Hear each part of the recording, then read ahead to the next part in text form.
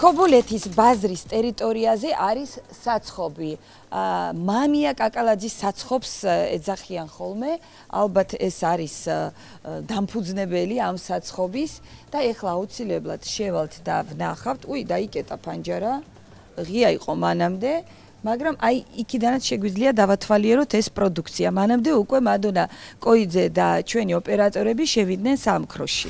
დილით რომელ საათზე იწყებთ ბატონო მუშაობას? საკმაოდ სასიამოვნო სურნელია აქ. მუშაობას ვიწყებთ დილის 10:30-დან. 10:30-დან და მე ასწრებთ პურის გამოცხობას და მე გადის დილის 10:30-ზე ვამთავრებ და შემოვა ახალი სმენა და იწყებს ახალი სმენა. ანუ 24 საათი მუშაობთ დილიდან დილამდე, 10 საათიდან 10 საათამდე.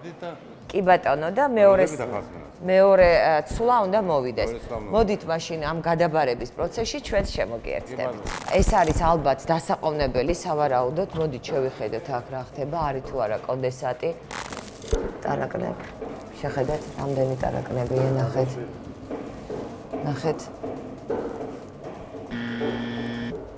ანუ შეხედეთ. ყველგან აბსოლუტურად ტარაკნებია, ნახეთ. ტარაკნების რბოლა არის ჩვეულებრივი. ამას შეხედეთ. აბა რითი გადავიღოთ ქალბატონო? კაი, კაცო, ისე არ მაინტერესებს და ტარაკნებით მუშაობა არ გეგძალებათ? ტარაკნები რო ყავთ, სავსე რო აქაურობა? და რა მნიშვნელობა აქვს დეზინფექციას ქალბატონო? თვეში ერთხელ გააკეთებთ და ორჯერ თუ კი ტარაკნებით სავსე აქაურობა. დანარჩენი ჭერი არის მოწესრიგებული და ეტყობა რომ ახალი გაკეთებულია რემონტი, კედლები არის მოწესრიგებული. ნახეთ, აი რა მდგომარეობაში არის თვითონ ფორმები.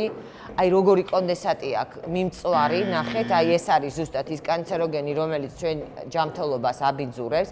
არა მარტო გარედან, შიგნითაც იგივე მდგომარეობაა, აი შეგიძლიათ ჩაიხედოთ. ეს მექანიკურად უნდა სუფთავდებოდეს აუცილებლად, რაც არ ხდება სამწუხაროდ. აქ არის საწყობი, ცომის მოცომა მიმდინარეობს. ბადეები არ არის აბსოლუტურად არსად. ონკანის ქვევით ნახეთ რა ცუდი მდგომარეობაა. სიგარეტი ნახეთ, აი სიგარეტის მოწევაც აქ მიმდინარეობს, ნახეთ სიგარეტსაც ეწევიან.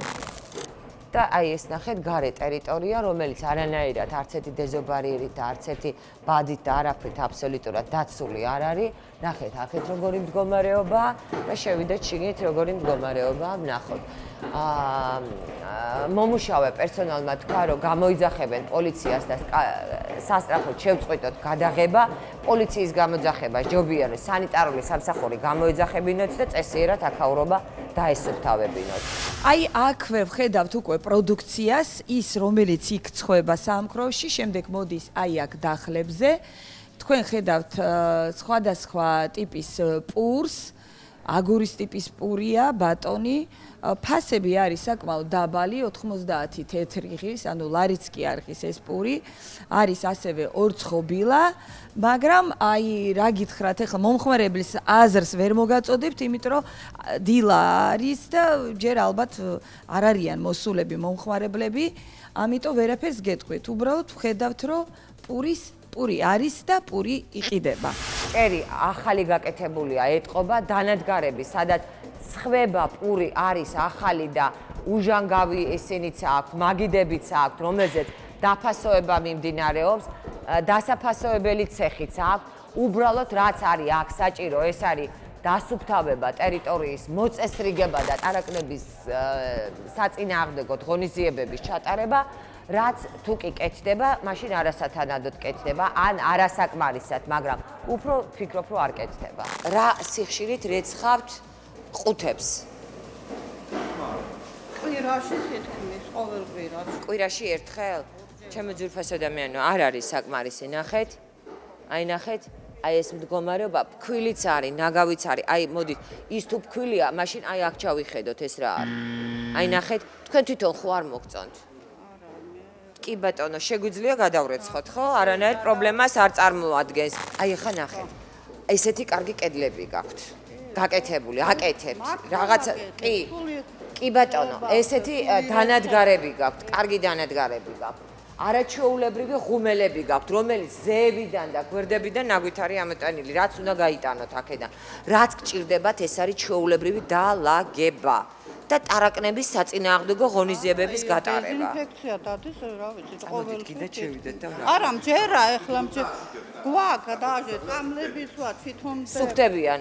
ხოდა მაშინ კომპანია რო შეცვალო, სასაცილო ის არის რომ ადამიანები მეუბნებიან ტარაკნებს ვაჭმევთ საწამლავს, სპეციალურ წამალს, რომელიც ტარაკნისთვის დაშვებულია და პროდუქტისთვის უვნებელია და იმის ვაგერავდა დაწყდნენ, სუქდებიან და მრავლდებიანო. სინების დამუშავება მიმდინარეობს სავარაუდოდ, აი ზეც უსმევენ სინებს და ფორმებს და აი აქაც ნახეთ რა საშინელი მდგომარეობა. აი ნახეთ. აი ზეთი. ამ ტერიტორიას ჭირდება კატასტროფულად დასუფთავება. კედლები რა მდგომარეობაშია, უჟანგავი, კარგი მაგიდები რა მდგომარეობაშია და იატაკიც ნახეთ რა მდგომარეობაში. როგორ მოგმართოთ? კაკალა. ქალბატონო კაკალა, რა მაინტერესებს? დეზინფექცია დერატიზაციას ვინ აკეთებს თქვენთან, რომელი კომპანია? ჩვეულებრივად ქობულეთის დეზინფექციის სამსახური მადონა გვარი არ მახსოვს. სავარაუდოდ კონცენტრაცია წამლის არ არის საკმარისი, იმიტომ რომ აშკარად აი დასაყოვნებელში ძალიან დიდი რაოდენობით არის ტარაკნები, ყველა ზომის ტარაკნებია და მომსახურე პერსონალიც აი თვითონ თანამშრომლები, თქვენი სამსახურის თანამშრომლები შეწუხებულები არიან. შპრიცებიც გამზადებული მაქვს გუშინ, მანქანებშიც დავარიგეთ, ეს არის სპეციალური თბილისიდან გვაქვს ჩვენ შპრიცები ჩამოტანილი. ეს რა არის? რასთან არის დაშვებული? რვადიანია თუ არა? რისთვის არის შეიძლება თუ არა? აი თქვენ ამის შესახებ ანოტაცია, რამე ინფორმაცია გააქვთ? ეს არის ჩვეულებრივად სპრიცებში განთავსებული რაღაც საწამლავი, რომელიც არ ვიცით როგორ გამოვიყენოთ. აი როგორ უნდა გამოიყენოთ, ეს იცით?